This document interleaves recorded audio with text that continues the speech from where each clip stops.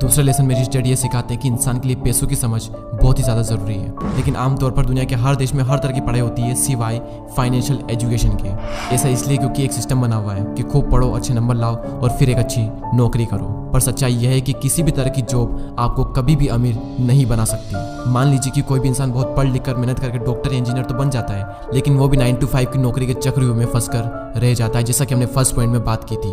और इसी 9 to 5 के चक्रव्यूह से बाहर निकलने के लिए रिच डैड ने एसेट्स और लायबिलिटीज के बारे में बताया है। एसेट्स उन चीजों को कहते हैं जो आपकी जेब में पैसा डालती है, और लायबिलिटीज उन सब चीजों को कहते हैं जो आपकी जेब से पैसा निकालती है। एग्जाम्पल के लिए, अगर आपने अपने किसी घर को रेंट पर दिया है तो उसे हम कहते हैं एसेट्स, क्योंकि वो घर आपकी जेब में पैसा डाल रहा है। और वहीं दूसरी ओर अगर आप एक न्यू कार लोन पर लेते हैं तो उसे हम कहते हैं लायबिलिटीज, क्योंकि वो कार आपकी जेब से पैसे निकाल रही है।